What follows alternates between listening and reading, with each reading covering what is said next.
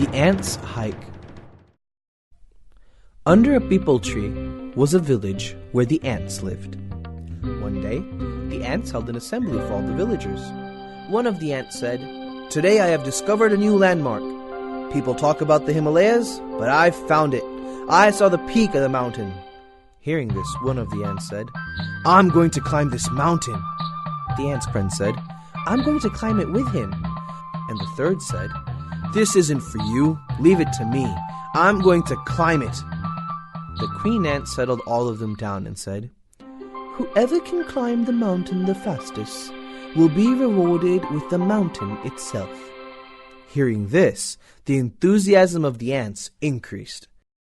11 ants got ready to face the rigorous trek. Everyone who was joining the race was wished the best of luck.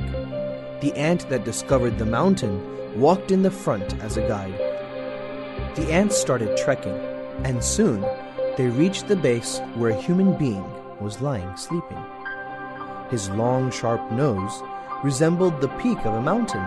The guide ant said, "Look at the mountain. People talk about the Himalayas, but we're looking at it." He pointed out the peak of the mountain, the man's nose, and they all agreed to reach the top. They all started on their own paths trying to reach the top. They all trekked without worrying about food or water. They had one aim in mind, reaching the peak of the mountain. One of the ants passed the forest, the man's beard, and then through flatland, his forehead, and reached the peak.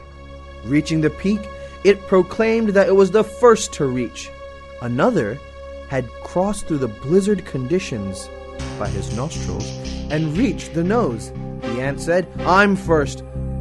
One after another, "I'm first, I'm first," could be heard by everyone. All of the ants started to fight because they all wanted the reward of owning the mountain.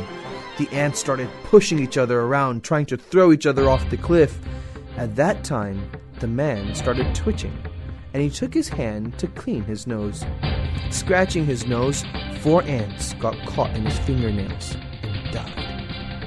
6 were thrown into the nearby river, never to be found again. The remaining ant was thrown into the air and landed at the feet of the queen ant. The ant told the queen, "I reached the peak of the mountain and have returned back alive."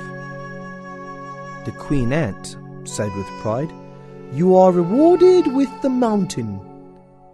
The winning ant said, "I don't want the mountain. I don't want any prize. We fought saying, 'This is mine, this is mine,' and because of that, everyone else has died, and I'm the only one who's alive." The queen ant gathered the details of what had occurred. She called for an assembly with all the villagers. They discussed the incident that occurred, and they all decided that no one will ever fight for any reward.